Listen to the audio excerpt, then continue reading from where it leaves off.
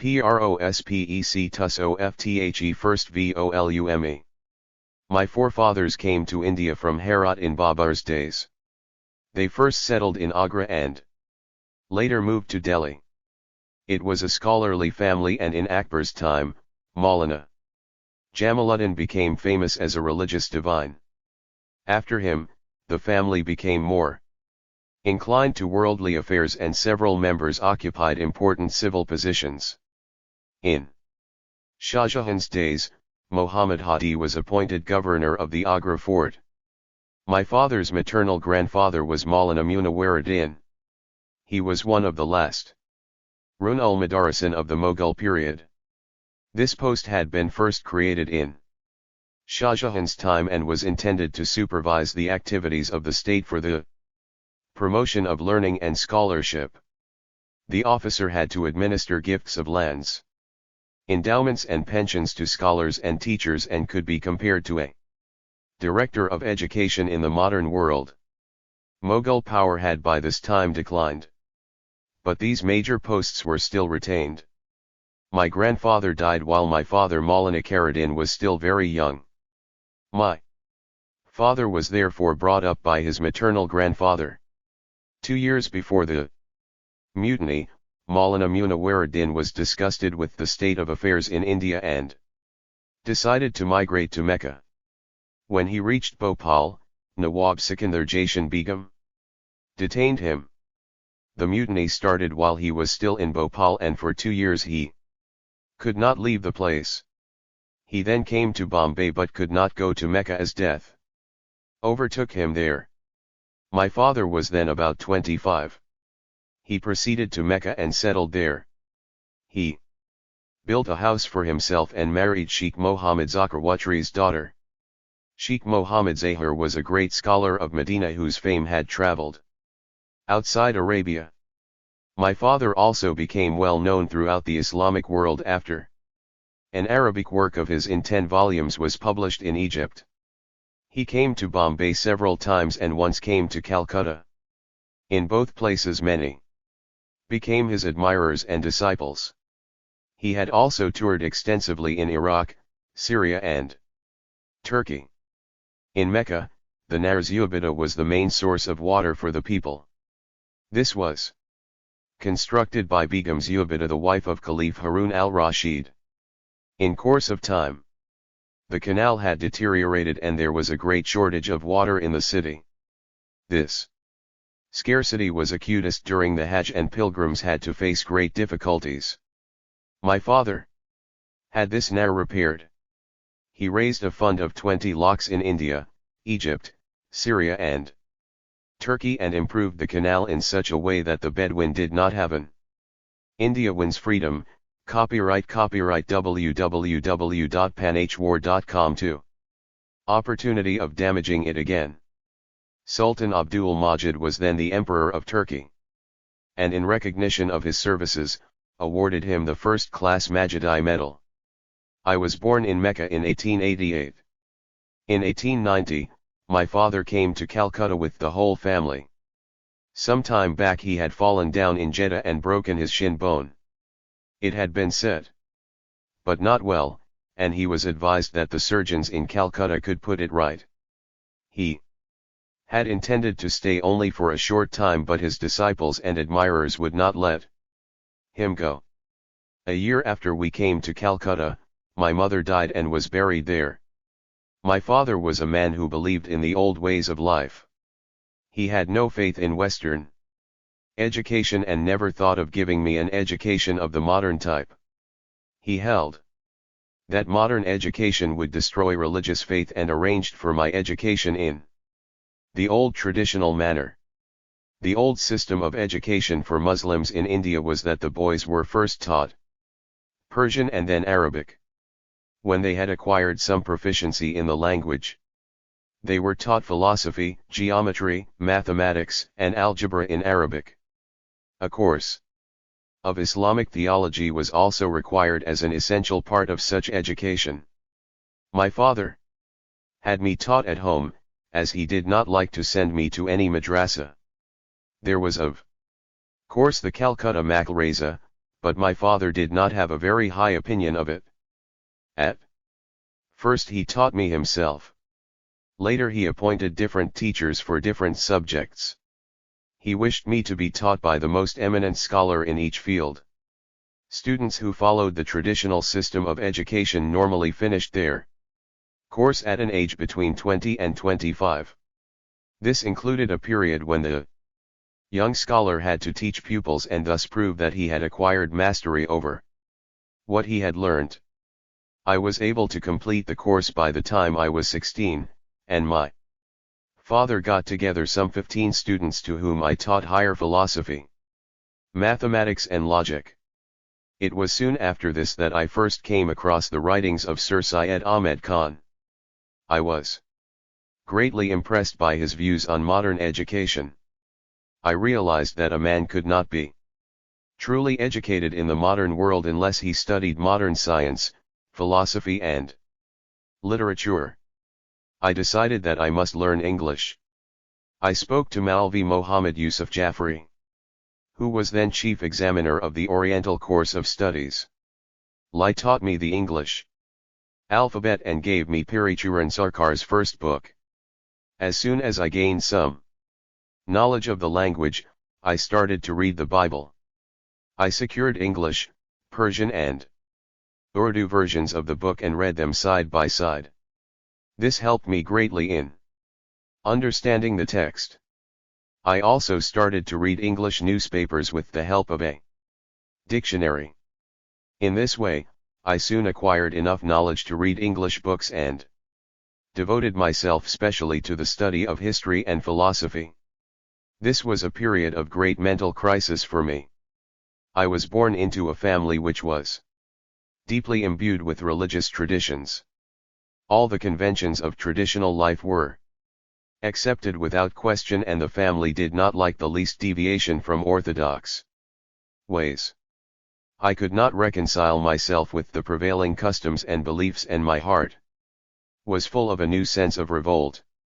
The ideas I had acquired from my family and early training could no longer satisfy me. I felt that I must find the truth for myself. Almost instinctively I began to move out of my family orbit and seek my own path.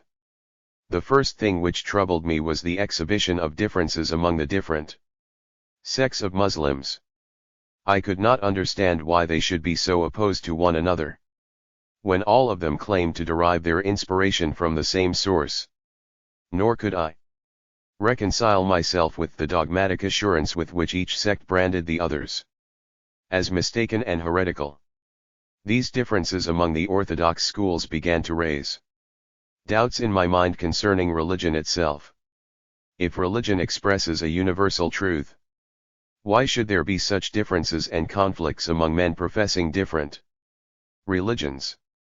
Why should each religion claim to be the sole repository of truth and condemn all others as false? For 2 or 3 years, this unrest continued, and I longed to find a solution of my doubts. I passed from one phase to another, and a stage came when all the old bonds imposed on my mind by family and upbringing were completely shattered. I felt free of all conventional ties and decided that I would chalk out my own path.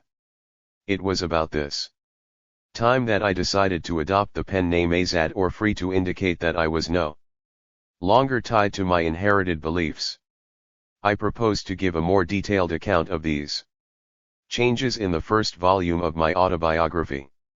This was also the period when my political ideas began to change. Lord Curzon was then the Viceroy of India. His imperialist attitude and administrative measures raised the Indian political unrest to new heights. The disturbance was most marked in Bengal, as Lord Curzon paid special attention to this province. It was politically the most advanced part of India, and the Hindus of Bengal had taken a leading part in Indian political awakening. In 1905, Lord Curzon decided to partition the province in the belief that this would weaken the Hindus and create a permanent division between the Hindus and the Muslims of Bengal. Bengal did not take this measure lying down. there was an unprecedented outburst of political and revolutionary enthusiasm. Sri Aurobindo Ghosh left Baroda and came to Calcutta to make it the center of his activities. His paper Karmayojan became a symbol of national awakening and revolt. It was during this period that I came into contact with Sri Shyam Sundar Chakravarti, who was one of the important revolutionary workers of the day. Through him I met other revolutionaries. I remember I met Sri Aurobindo Ghosh on 2 or 3 occasions. The result was that I was attracted to revolutionary politics and joined one of the groups. In those days the revolutionary groups were recruited exclusively from the Hindu middle classes. In fact, all the revolutionary groups were then actively anti-Muslim. They saw that the British government was using the Muslims against India's political struggle and the Muslims were playing the government's game. East Bengal had become a separate province and Bonnie Field Fuller, who was then Lieutenant Governor, openly said that the government looked upon the Muslim community as its favorite wife. The revolutionaries felt that the Muslims were an obstacle to the attainment of Indian freedom and must, like other obstacles, be removed. One other factor was responsible for the revolutionaries' dislike of Muslims.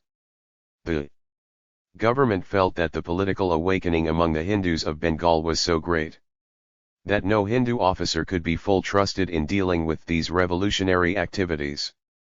They therefore imported a number of Muslim officers from the United Provinces for the manning of the intelligence branch of the police.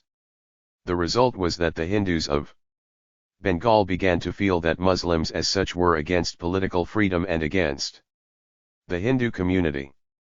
When Shyam Sundar Chakravarti introduced me to other revolutionaries and my new friends found that I was willing to join them, they were greatly surprised. At first they did not fully trust me and tried to keep me outside their inner councils. In course of time they realized their mistake and I gained their confidence.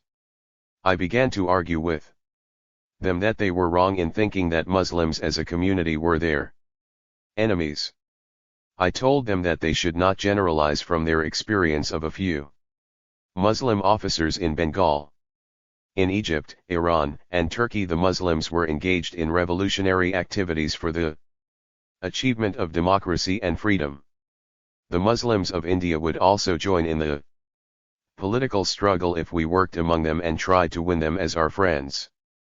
I also pointed out that active hostility, or even the indifference of Muslims, would make the struggle for political liberty much more difficult. We must therefore make every effort to win the support and friendship of the community. I could not at first convince my revolutionary friends about the correctness of my diagnosis. But in course of time some of them came round to my point of view. During this period I had also started to work among Muslims and found that there was a group of young men ready to take up new political tasks. When I first joined the revolutionaries I found that their activities were confined to Bengal and Bihar. I may add that Bihar was then a part of the province of Bengal. I pointed out to my friends that we must extend our activities to other parts of India. At India Wins Freedom, copyright www.panhwar.com 5. First they were reluctant and said that the nature of their activities was secret. There were risks in extending their connections and if branches were established in other provinces it might be difficult to maintain the secrecy which was essential for success. I was, however, able to persuade them and within 2 years of the time that I joined, secret societies were established in several of the important towns of northern India and Bombay. I could tell many interesting as well as amusing stories of the way in which organizations were set up and new members recruited, but the readers must wait for a fuller account till the first volume of my autobiography is ready. It was during this period that I had an occasion to go out of India and tour in Iraq, Egypt, Syria, and Turkey. In all these countries I found great interest in French. I also Acquired a taste for the language and started to learn it, but I found that English was fast becoming the most widely spread international language and met most of my needs. I would like to take this opportunity to correct a mistake that has been given currency by the late Mahadev Desai. When he wrote my biography, he put down a number of questions and asked me to answer them. In reply to one question, I had said that when I was about 20 I made a tour of the Middle East and spent a long time in Egypt. In reply to another question, I had said that traditional education was unsatisfactory and sterile not only in India, but also in the famous University of Al-Azhar in Cairo. Somehow Mahadev Desai came to the conclusion that I had gone to Egypt to study in Al-Azhar. The truth is that I was not a student there for a single day. Perhaps his mistake arose out of his idea that if a man has acquired some learning, he must have gone to some university. When Mahadev Desai found that I had been to no Indian university, he inferred that I must have taken a degree from Al-Azhar. When I visited Cairo in 1908, the system in Al-Azhar was so defective that it neither trained the mind nor gave adequate knowledge of ancient Islamic science and philosophy. Sheikh Mohammed Abda had tried to reform the system, but the old conservative ulamas defeated all his efforts. When he lost all hopes of improving Al-Azhar, he started a new college, Dar al-Ulum, in Cairo, which exists to this date. Since this was the state of affairs in Al-Azhar, there was no reason why I should go to study there. From Egypt I went to Turkey and France and had intended to go to London. I could not do so, as I received news that my father was ill. I returned from Paris and did not see London till many years later. I have already said that my political ideas had turned towards revolutionary activities before I left Calcutta in 1908. When I came to Iraq, I met some of the Iranian revolutionaries. In Egypt I came into contact with the followers of Mustafa Kemal Pasha. I also met a group of young Turks who had established a center in Cairo and were publishing a weekly from there. When I went to Turkey I became friends with some of the leaders of the Young Turk movement. I kept up my correspondence with them for many years after my return to India. Contact with these Arab and Turk revolutionaries confirmed my political beliefs. They expressed their surprise that Indian Muslims were either indifferent to or against nationalist demands. They were of the view that Indian Muslims should have led the national struggle for freedom, and could not understand why Indian Muslims were mere camp followers of the British. I was more convinced than ever that Indian Muslims must cooperate in the work of political liberation of the country.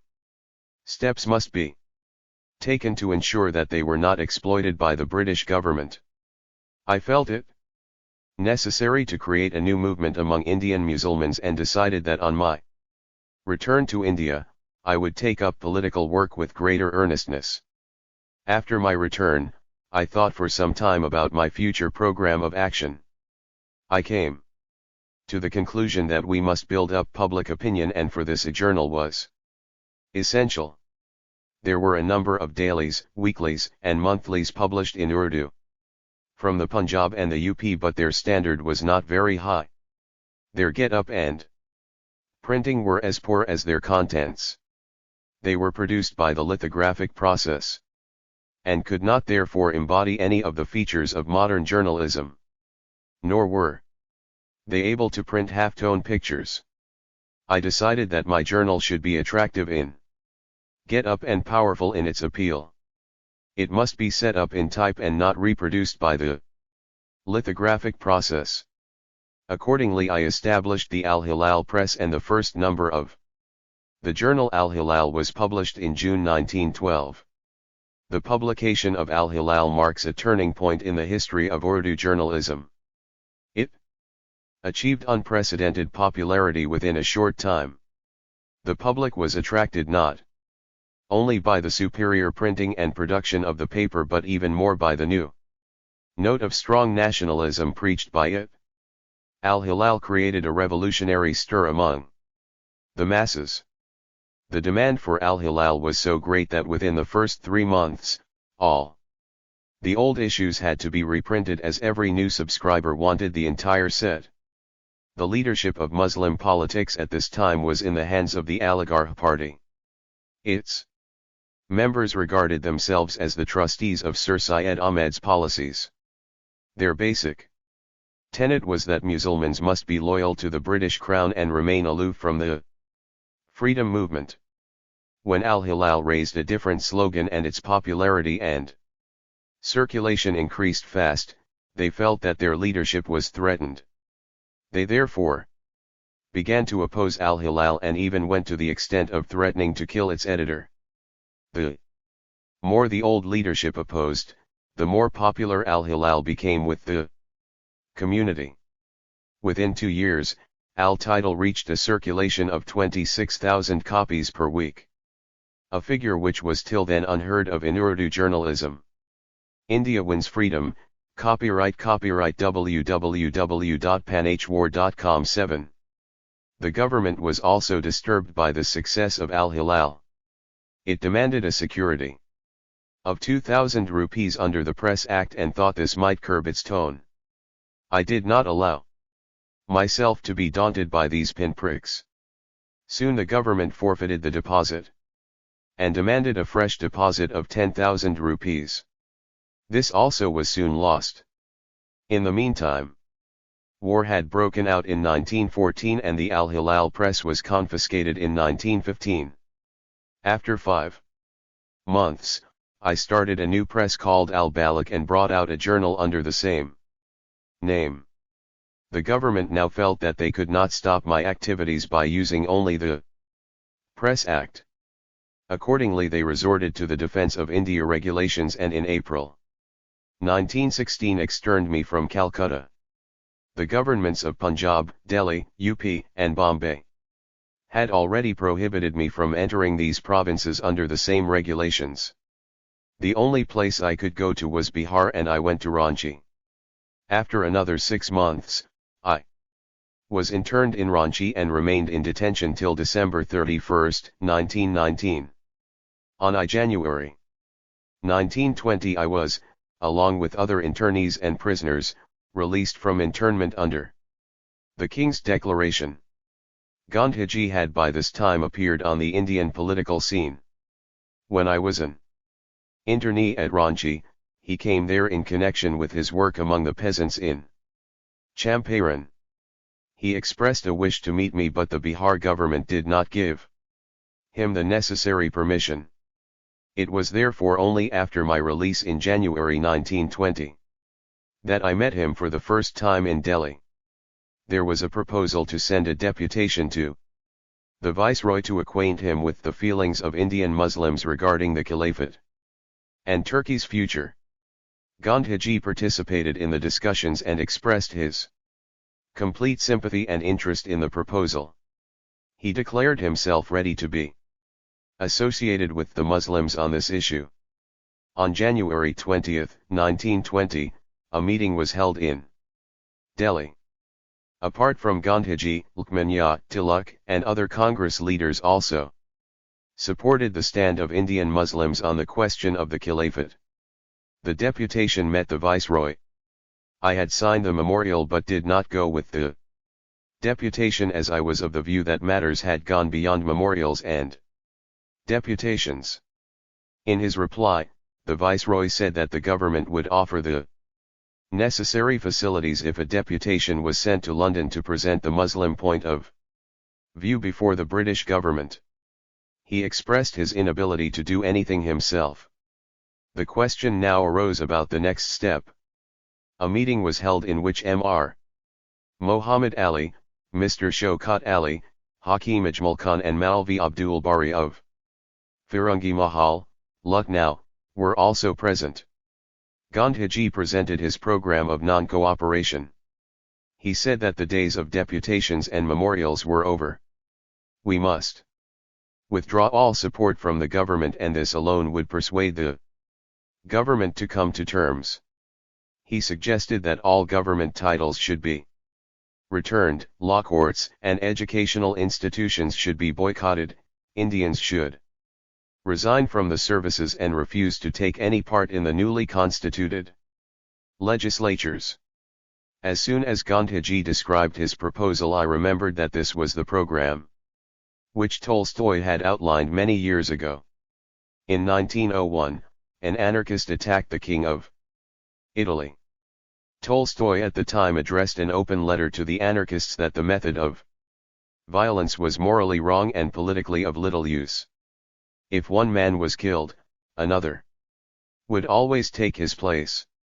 In fact, violence always engendered greater violence. In the Greek legend, 999 warriors sprouted out of the blood of every warrior killed. To indulge in political murder was to sow the dragon's teeth. Tolstoy advised that the proper method to paralyze an oppressive government was to refuse taxes, resign from all services and boycott institutions supporting the government. He believed that such a program would compel any government to come to terms. I also remembered that I had myself suggested a similar program in some articles in Al Hilal. Others reacted according to their own backgrounds. Hakim Ajmal Khan said that he wanted some time to consider the program. He would not like to advise others till he was willing to accept the program himself. Maulvi Abdul Bari said that Gandhiji's suggestions raised fundamental issues and he could not give a reply till he had meditated and sought divine guidance. Muhammad Ali and Shaukat Ali said they would wait till Maulvi Abdul Bari's decision was known. Gandhiji then turned to me.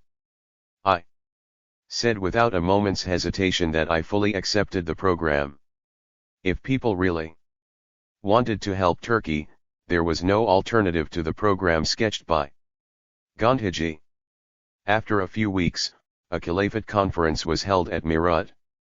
It was in this conference that Gandhiji preached for the first time the non-cooperation program from a public platform. After he had spoken, I followed him and gave him my unqualified support.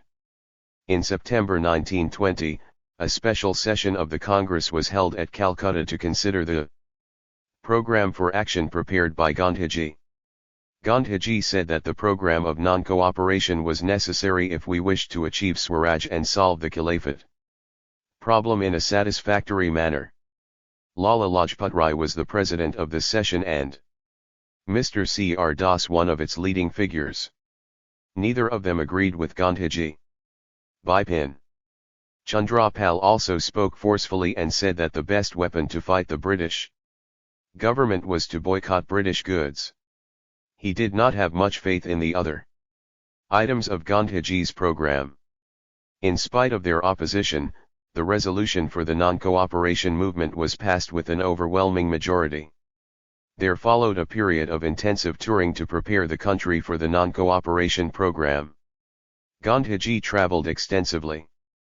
I was with him most of the time and Muhammad Ali and Shaukat Ali were often our companions. In December 1920, the annual session of the Congress was held in Nagpur. By this time, the temper of the country had changed. Mr. C.R. Das now openly favored the non-cooperation program. Lala Lajpat Rai was at first somewhat opposed, but when he found that the India wins freedom, copyright www.panhwar.com 9. Punjab delegates were all supporting Gandhiji. He also joined our ranks. It was during this session that Mr. Jinnah finally left the Congress. The government retaliated by arresting leaders throughout the country. In Bengal, Mr.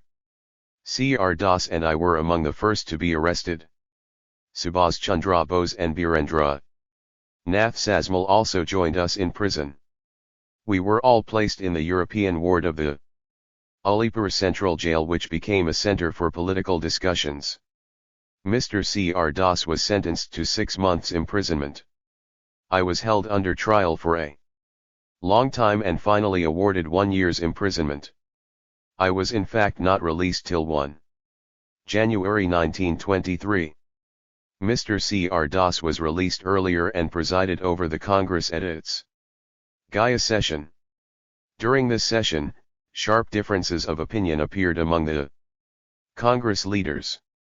C.R. Das, Motilal Nehru, and Hakim Ajmal Khan formed the Swaraj Party and presented the council entry program, which was opposed by the orthodox followers of Gandhiji. Congress was thus divided between no-changers and PROC hangers. When I came out, I tried to bring about a reconciliation between the two groups, and we were able to reach an agreement in the special session of the Congress in September 1923. I was then 35 and asked to preside over the session. It was said that I was the youngest man to be elected president of the Congress. After 1923, Congress activities remained mainly in the hands of the Swaraj Party.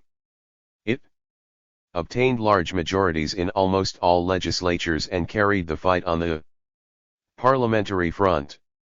Congressmen who remained outside the Swaraj Party continued with their constructive program, but they could not attract as much public support or attention as the Swaraj Party. There were many incidents which have a bearing on the future development of Indian politics, but I must ask the reader to wait for a fuller account till the first volume of my autobiography is published. In 1928, political excitement mounted with the appointment of the Simon Commission and its visit to India. In 1929, Congress passed the Independence Resolution and gave the British government 1 year's notice of its intention to launch a mass movement if the national demand was not fulfilled. The British refused to comply with our demand. And in 1930, Congress declared that salt laws would be violated. Many people were skeptical when the salt satyagraha began, but as the movement gathered strength, both the government and the people were taken by surprise. The government took strong action and declared the Congress an unlawful organization. It ordered the arrest of the Congress President and his working committee. We met the challenge by authorizing each Congress President to nominate the successor. I was elected one of the presidents and nominated my working committee. Before I was arrested, I nominated Dr. Ansari as my successor. At first he was not willing to join the movement, but I was able to persuade him. In this way, we were able to baffle the government and keep the movement going. My arrest was on the basis of a speech I had delivered in Meerut. I was therefore detained in the Meerut jail for about a year and a half. After the struggle had continued over a year, Lord Irwin released Gandhiji and the other members of the working committee. We met first at Allahabad and then at Delhi, and the Gandhi-Irwin Pact was signed. This led to a general release of congressmen and the participation of Congress in the Round Table Conference. Gandhiji was sent as our sole representative, but the negotiations proved abortive and Gandhiji returned empty-handed. On his return from London, Gandhiji was again arrested and a policy of fresh repression launched. Lord Willingdon was the new viceroy and he took strong action against all congressmen. I was at Delhi and detained in the Delhi jail for over a year. This period saw many incidents of great significance in Indian political history, but for these also the readers must wait for the first volume. In 1935, the Government of India Act was passed, which provided for provincial autonomy and a federal government at the centre. It is here that the story I wish to tell in the present volume begins. Congress in OFFICE. In the first elections held in accordance with the Government of India Act, 1935, the Congress won an overwhelming victory. It secured an absolute majority in 5 of the major provinces and was the largest single party in 4. It was only in the Punjab and Sindh that the Congress did not achieve comparable success.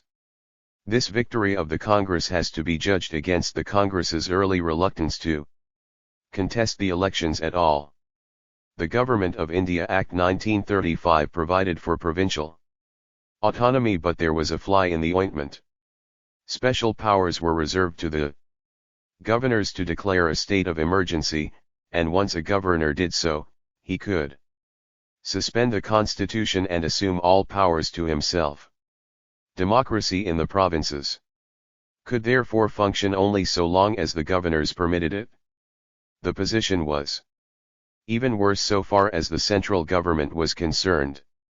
Here there was an attempt to reintroduce the principle of diarchy, which had already been discredited in the provinces. Not only was the central government to be a weak federation, but it was also overweight in favor of the princes and other vested interests. These could generally be expected to side with the British rulers of the country. It was therefore not surprising that the Congress, which was fighting for complete independence of the country, was averse to accepting this arrangement. The Congress condemned outright the type of federation proposed for the central government. For a long time, the Congress Working Committee was also against the scheme proposed for the provinces. It had a strong section which was opposed even to participating in the elections. My views were quite different. I held that it would be a mistake to boycott the elections. If the Congress did so, less desirable elements would capture the central and provincial legislatures and speak in the name of the Indian people. Besides, the election campaign offered a splendid opportunity for educating the masses in the basic issues of Indian politics. Ultimately, the point of view I represented prevailed, and the Congress participated in the elections with results which I have already indicated. New differences were now revealed within the leadership of the Congress. A section of those who had participated in the elections opposed assumption of office by Congress nominees. They argued that, with special powers reserved to the governors, provincial autonomy was a mockery. Ministries would hold office at the governor's pleasure. If Congress wished to carry out its election pledges, a clash with the governor was inevitable. They argued that Congress should therefore try to wreck the Constitution from within the legislature. On this issue also I held the opposite view and argued that the powers given to the provincial governments should be exercised to the full. If a clash with the governor arose, it should be faced as and when occasion demanded. India wins freedom without actual exercise of power, the program of the Congress without actual exercise of power, the program of the Congress could not be carried out. If, on the other hand, Congress ministries had to go out on a popular issue, it would only strengthen the hold of the Congress on the popular imagination. The governors did not wait for the conclusion of this debate. When they found that Congress was hesitating to form the ministry, they sent for the parties which had the second largest support in the legislature, even though they did not command a majority. These interim ministries were formed by non-Congress and, in some cases, anti-Congress elements.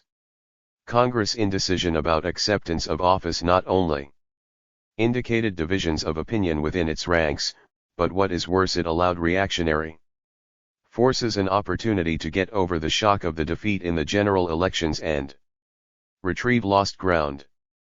During the prolonged negotiations with the Viceroy, an attempt was made to wrest an assurance that the governors would not interfere with the work of the ministries. After the Viceroy clarified the position, some members of the Working Committee changed their opinion in favor of acceptance of office.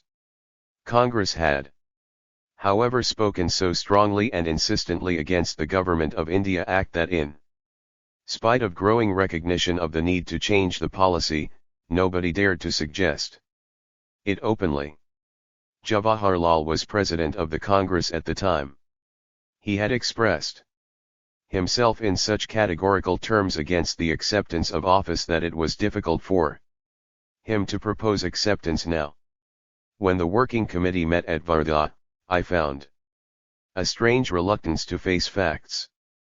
I therefore proposed in clear terms that Congress should accept office. After some discussion, Gandhiji supported my view and Congress decided to form ministries in the provinces. This was a historic decision, for till now, Congress had followed only a negative policy and refused to undertake the responsibility of office. Now for the first time, Congress adopted a positive attitude towards administration and agreed to take up the burden of government. One incident happened at the time which left a bad impression about the attitude of the provincial Congress committees. The Congress had grown as a national organization and given the opportunity of leadership to men of different communities. In Bombay, Mr. Nariman was the acknowledged leader of the local Congress. When the question of forming the provincial government arose, there was general expectation that Mr.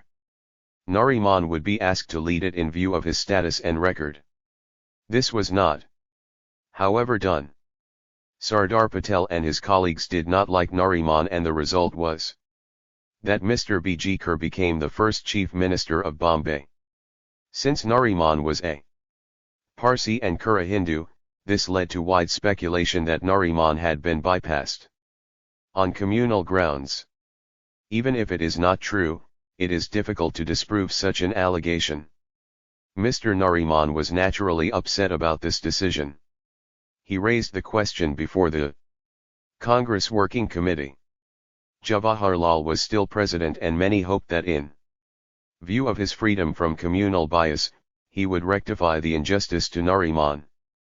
Unfortunately, this did not happen. Jawaharlal did not agree with Sardar Patel in many. India wins freedom, copyright www.panhwar.com 13 things, but he did not also think that Sardar Patel would take a decision on communal considerations alone. He reacted somewhat unfavorably and rejected Nariman's appeal. Nariman was surprised at Jawaharlal's attitude. He then approached Gandhiji and said that he would place his case in Gandhiji's hands. Gandhiji listened patiently and directed that the charge against Sardar Patel should be investigated by a neutral person. Since Nariman was himself a Parsi, Sardar Patel and his friends suggested that a Parsi should be entrusted with the inquiry.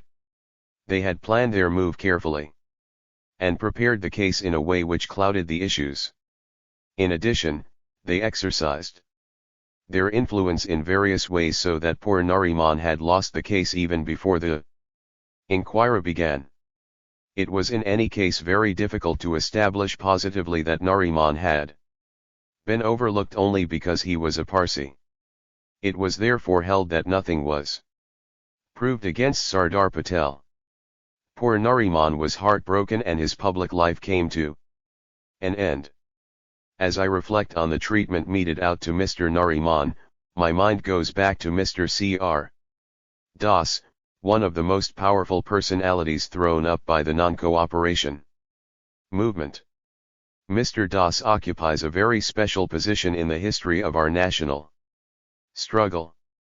He was a man of great vision and breadth of imagination. At the same time, he had a practical mind which looked at every question from the point of view of a realist. He had the courage of his convictions and stood up fearlessly for any position he regarded as being right. When Gandhiji placed the non-cooperation program before the country, Mr. Das had at first opposed it in the special session held at Calcutta in 1920. A year later, when the Congress met at Nagpur, he joined our ranks and the program of non-cooperation was launched. Mr. Das had a princely practice at the Calcutta bar and was one of the most successful lawyers in the country. He was also noted for his fondness for luxury, but he gave up his practice without a moment's hesitation, donned cotter, and threw himself wholeheartedly into the Congress movement. I was greatly impressed by him. As I have said, Mr. Das had a practical bent of mind. He looked at political questions from the point of view of what was both desirable and practicable. He held that if India was to win her freedom through negotiations, we must be prepared to achieve it step by step. Independence could not come all of a sudden, where the method followed was that of discussion and persuasion. He predicted that the first step would be the achievement of provincial autonomy. He was satisfied that the exercise of even limited power would advance the cause of India's freedom and prepare Indians for undertaking larger responsibilities as and when they were won. It is a measure of Mr. Das's foresight and vision that it was on these lines that the Government of India Act 1935 was passed, almost 10 years after his death. In 1921, the then Prince of Wales came to India in connection with the inauguration of the Montagu-Chelmsford scheme of reforms. The Congress had decided to boycott all receptions organized to welcome the Prince. This placed the Government of India in a quandary. The Viceroy had assured the British government that the Prince would receive a warm welcome in the country. When he learnt of the Congress decision, he took every possible measure to defeat the boycott. The government did not succeed in its aims, and the Prince of Wales was coldly received in almost every town he visited. His last halt was in Calcutta, which was then the most important city of India. The capital had shifted to Delhi, but the Viceroy spent every Christmas in Calcutta. A special function had been organized in the city, and the Prince of Wales was to open the Victoria Memorial Hall. Elaborate arrangements were therefore made for his reception, and the government spared no effort to make his visit to Calcutta a success. We were then all detained in the Alipore Central Jail. Pandit Madan Mohan Malviya was trying to arrange a settlement between the Congress and the government. He met the Viceroy and came back with the impression that if we agreed not to boycott the Prince of Wales in Calcutta, the government would come to a settlement with the Congress. Pandit Madan Mohan Malviya came to Alipore jail to discuss the proposal with Mr. Das and me. The basis of the proposal was that a round-table conference should be called to settle the question of India's political future. We did not give a final reply to Pandit Malviya, as we wanted to discuss the question among ourselves. Both Mr. Das and I came to the conclusion that it was our boycott of the Prince of Wales which had compelled the Government of India to seek a settlement. We should take advantage of the situation and meet in a round-table conference. It was clear to us that this would not lead to our goal, but nonetheless it would mark a great step forward in our political struggle. All the Congress leaders except Gandhiji were then in jail. We proposed that we should accept the British offer, but at the same time we laid it down as a condition that all Congress leaders must be released before the round-table conference was held. When next day Pandit Malviya came to see us again, we informed him of our views. We also told him that he should meet Gandhiji and secure his consent. Pandit Malviya reported back to the Viceroy and after 2 days visited us again in the jail. He said that the Government of India were willing to release all the political leaders who were to take part in the discussions. This included the Ali brothers and many other Congress leaders. A statement was prepared by us in which we put down our views in clear terms. Pandit Malviya took the document and went to Bombay to meet Gandhiji. To our surprise and regret, Gandhiji did not accept our suggestion. He insisted that all the political leaders, particularly the Ali brothers, must first be released unconditionally. He declared that we could consider the proposal for a round table only after they had been released. Both Mr. Das and I felt that this demand was a mistake. When the government had agreed that the Congress leaders would be released before the round table, there was no point in such special insistence. Pandit Malviya went again to Gandhiji with our comments, but he did not agree. The result: India wins freedom. Copyright www.panhwar.com 15 was that the viceroy dropped his proposal. His main purpose in making the offer had been to avoid a boycott of the Prince of Wales in Calcutta. Since no settlement was made, the boycott was a great success, but we had missed a golden opportunity for a political settlement. Mr. Das made no secret of his disapproval and disappointment. Gandhiji then called a conference in Bombay with C. Sankaran Nair as the chairman. In this conference, Gandhiji himself made a proposal for a round-table conference.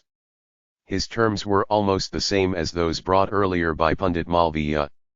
The Prince of Wales had in the meantime left India, and the government had no further interest in the proposal. They paid no attention whatever to Gandhiji's suggestion and rejected it outright. Mr. Das was furious and said that Gandhiji had committed a great mistake. I could not but accept his judgment as correct. Gandhiji then went on to suspend the non-cooperation movement on account of the Chowri Chowra incident. This caused a severe political reaction in political circles and demoralized the country. The government took full advantage of the situation and arrested Gandhiji. He was sentenced to 6 years imprisonment, and the non-cooperation movement slowly petered out. Mr. C.R. Das used to discuss the situation with me almost every day. He was convinced that Gandhiji had erred grievously in calling off the movement. This had so demoralized political workers that it would take many years before public enthusiasm could again be roused. Besides, Mr. Das held that Gandhiji's direct methods had failed. He therefore thought that we must adopt other ways to restore public morale. He was not in favor of waiting and watching till the situation again improved. He believed in an alternative program and said that in the existing situation, direct action must be given up and the political fight taken inside the legislatures. Under Gandhiji's influence, the Congress had boycotted the elections held in 1921. Mr. Das declared that Congress must prepare to capture the legislatures in 1924 and use them to further our political ends. Mr. Das was hopeful that all active leaders of the Congress would agree with his analysis and remedy. I thought he was over-optimistic, but I agreed with him that when he was released he should consult friends and prepare a new program for the country. Mr. Das came out on the eve of the Gaya Congress. The reception committee elected him the president, and Mr. Das felt that he could carry the country with his program. He was encouraged all the more when he found that Hakim Ajmal Khan, Pundit Motilal Nehru and Sardar Vallabhbhai Patel agreed with his approach. In his presidential address, Mr. Das proposed that the Congress should accept the council entry program and carry the political struggle into the legislatures. Gandhiji was at the time in jail. A section of the Congress led by Sri Rajagopalachari opposed Mr. Das. They felt that if direct action was given up and Mr. Das's program accepted, the government would interpret it as a repudiation of Gandhiji's leadership. I do not think that Sri Rajagopalachari was right in his interpretation. Mr. Das was not seeking a compromise with the government but only extending the political struggle to another field. He explained this at length, but he did not succeed in converting the rank and file of the Congress. Sri Rajagopalachari, Dr. Rajendra Prasad and others opposed him and defeated his proposal. The Gaya Congress split and Mr. Das tendered his resignation.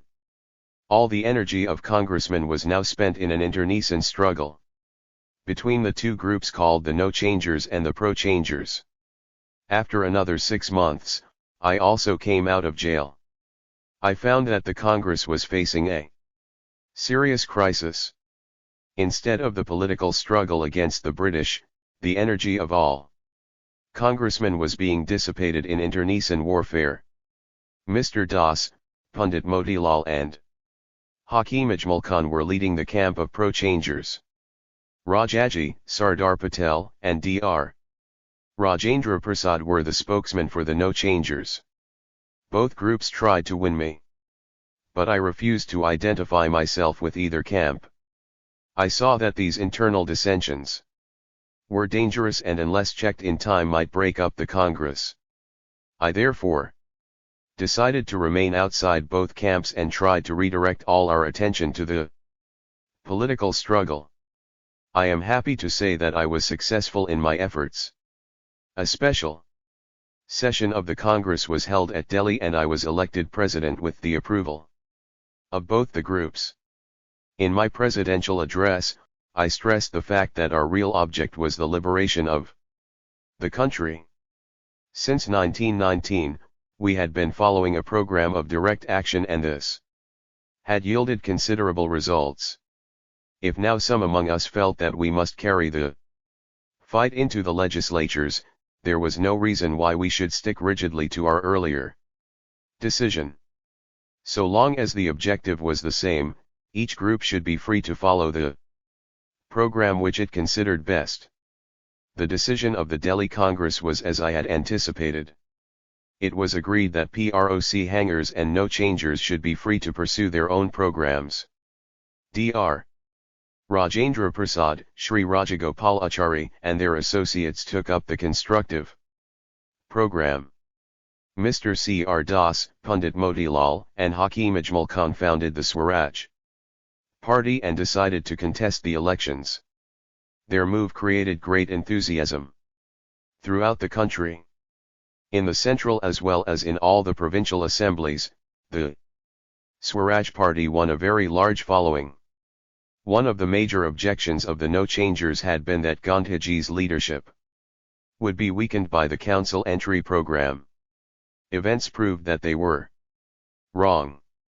In the central legislature, the Swaraj Party proposed a resolution urging the immediate release of Mahatma Gandhi. Before the resolution could be passed, Gandhiji was released.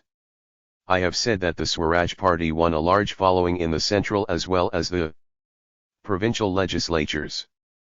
Perhaps its most remarkable achievement was its success in capturing scats reserved for Muslims. This was largely due to the political realism of Mr. Das, to which I have referred above.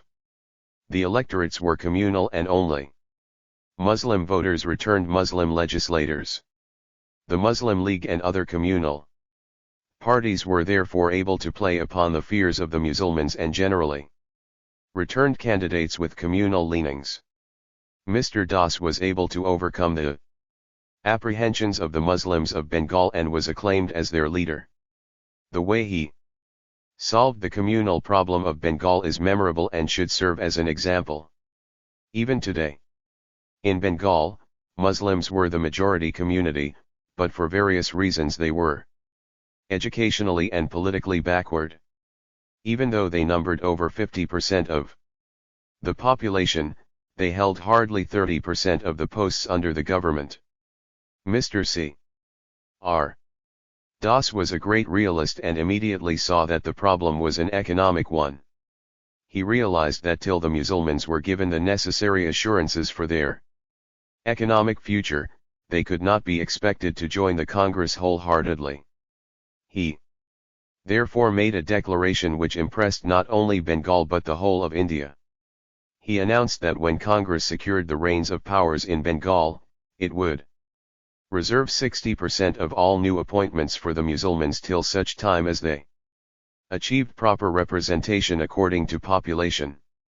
He went even further in respect of the Calcutta Corporation and offered to reserve 80% of the new appointments on similar terms. He pointed out that so long as the Musulmans were not properly represented in public life and in the services, there could be no true democracy in Bengal. Once the inequalities had been rectified, Musulmans would be able to compete on equal terms with other communities and there would be no need for any special reservation. This bold announcement shook the Bengal Congress to its very foundation. Many of the Congress leaders violently opposed it and started a campaign against Mr. Das. He was accused of opportunism and even partisanship for the Muslims, but he stood solid as a rock. He toured the whole province and explained his point of view. His attitude made a great impression on Muslims in Bengal and outside. I am convinced that if he had not died a premature death, he would have created a new atmosphere in the country. It is a matter for regret that after he died, some of his followers assailed his position and his declaration was repudiated. The result was that the Muslims of Bengal moved away from the Congress and the first seeds of partition were sown. I must however make one fact clear. The Provincial Congress Committee of Bombay erred in denying local leadership to Mr. Nariman, and the Working Committee was not strong enough to rectify the wrong. Apart from this one lapse, Congress made every effort to live up to its principles. Once the ministries were formed, necessary measures were taken to ensure justice to all minorities. India wins freedom. Copyright www.panhwar.com 18. This was the first occasion on which Congress was taking up the responsibility of administration. It was thus a trial for the Congress, and people watched how the organization would live up to its national character. The Muslim League's main propaganda against Congress had been that it was national only in name, not content. With defaming Congress in general terms, the League also gave out that the Congress ministries were carrying out atrocities against the minorities. It appointed a committee which presented a report making all kinds of allegations about unfair treatment of Muslim and other minorities. I can speak from personal knowledge that these allegations were absolutely unfounded. This was also the view which was held by the Viceroy and the governors of different provinces. As such, the report prepared by the League carried no conviction among sensible people. When Congress accepted office, a parliamentary board was formed to supervise the work of the ministries and give them general guidance on policy. The board consisted of Sardar Patel, Dr. Rajendra Prasad and myself. I was thus in charge of the parliamentary affairs in several provinces, viz., Bengal, Bihar, UP, Punjab, Sindh and the frontier. Every incident which involved communal issues came up before me. From personal knowledge and with a full sense of responsibility, I can therefore say that the charges leveled by Mr. Jinnah and the Muslim League with regard to injustice to Muslims and other minorities were absolutely false. If there had been an iota of truth in any of these charges, I would have seen to it that the injustice was rectified. I was even prepared to resign, if necessary, on an issue like this. The Congress ministries were in office a little less than 2 years, but during this short period several important issues were settled in principle.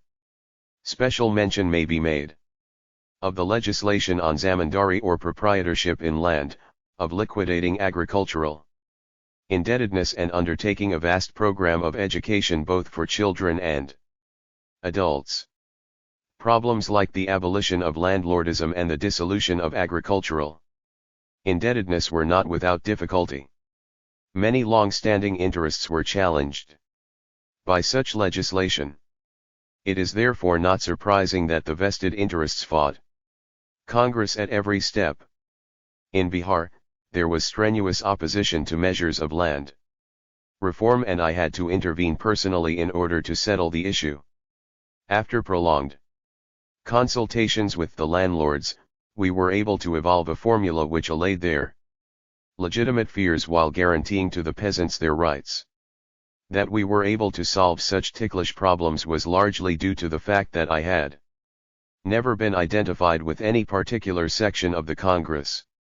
I have already said how I helped to bring together the pro-changers and the no-changers during the early 20s. This conflict was over, but during the 30s, Congress was sharply divided between what were called the rightists and the leftists. The rightists were regarded as the champions of the vested interests. The leftists, on the other hand, prospered on their Revolutionary zeal. I gave due weight to the fears of the rightists, but at the same time, my sympathies were with the leftists in the matter of reform. I was therefore able to mediate between the two extreme points of view and hope that Congress would carry out its program steadily and without conflict. All plans for the gradual fulfillment of the Congress election program were, however, suspended in 1939 on account of the play of international forces.